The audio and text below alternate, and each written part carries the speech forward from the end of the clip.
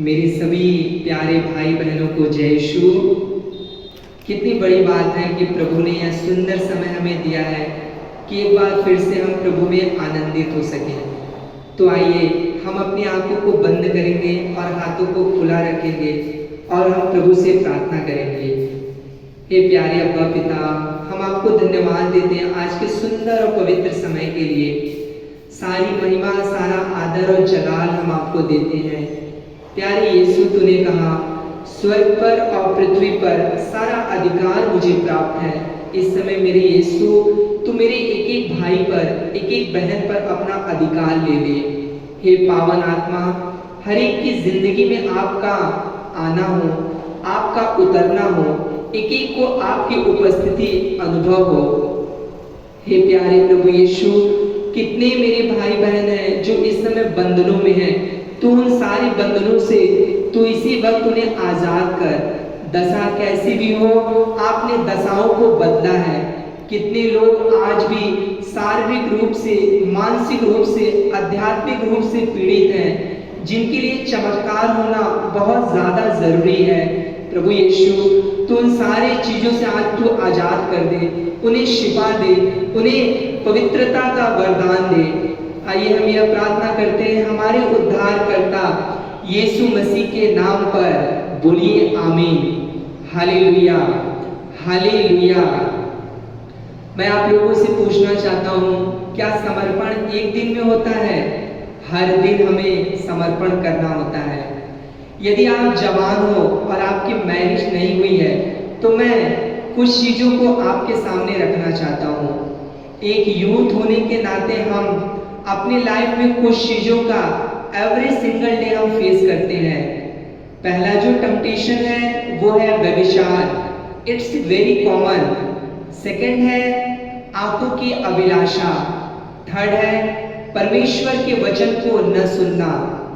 कितने लोग हैं जो आगे कहते हैं कि मुझे चंगा होना है, लेकिन परमेश्वर के वचन को नहीं सुनना है, क्योंकि परमेश्वर के वचन को सुनेंगे तो बोला जाएगा कि शराब छोड़ो, प्रभु के वचन को सुनेंगे तो बोला जाएगा व्यभिचार छोड़ो, प्रभु के वचन को सुनेंगे तो बोला जाएगा मनमुटाव छोड़ो, चुगली छोड़ो, माफ करो, पवित्रता में जियो।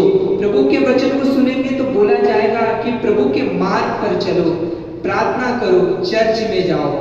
प्रभु क्या कहते हैं? प्रभु कहते हैं संसार के सदृश ना बनो।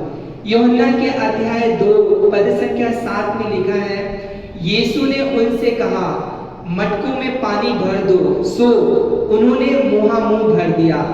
काना नगर के विवाह भोज आप सबों को इस कहानी से आप वाकिफ हैं। एक बार प्रभु यीशु को शादी में आने का निमंत्रण मिला। जैसे ही यीशु वहां पहुंचे, उनकी मां मरियम ने उनसे कहा इस शादी में दाखरस खत्म हो गया है। जैसे ही यीशु ने यह बात सुनी, उन्होंने पहली चीज कही, हे महिला, तेरा मुझसे क्या काम? आप सबों को पता होगा यीशु मसीह 30 साल तक अपनी मां मरियम के साथ रहे। उन्होंने अपनी हर जिम्मेदारी को निभाई। एक बेटा होने के नाते उसने सब कुछ किया। तब यीशु ने सेवकों से कहा मटकों को पानी से भर दो, और वहां पर 6 मटके थे। और आप सबों को पता होगा ईश्वर ने मनुष्य को 6वें दिन बनाया। जब उन्होंने ऐसा किया तब यीशु ने उनसे कहा अब भोज्य संपादक के पास जाओ। जिसने भी पिया, उन्होंने कहा तुमने इतनी अच्छी दाखरस कैसे छोड़ रखे थे?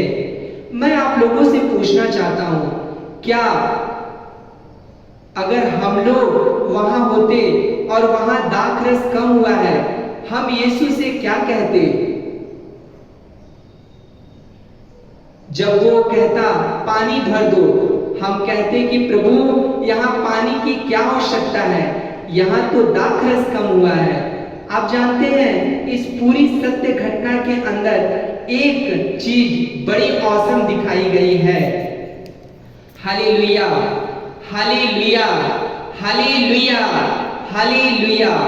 उन लोगों ने वही किया जैसा यीशु ने कहा।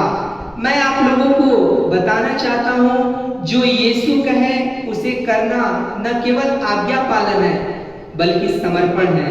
मेरे प्यारे भाई बहनों, पुरानी दाखरस दर्शाती है कि वह इंसान की मेहनत से बनी है, वह इंसान के एफर्ट से बनी है। मैं बताना चाहता हूँ, हमें एफर्ट नहीं लगानी है, हमें समर्पण करना है।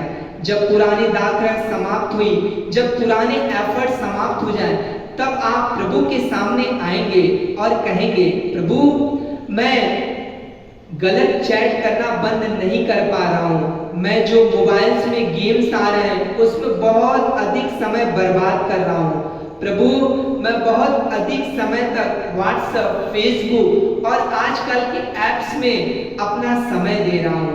मसीह में ध्यान हटाने से हम सभी लोग बहुत खाली सा हो गए हैं।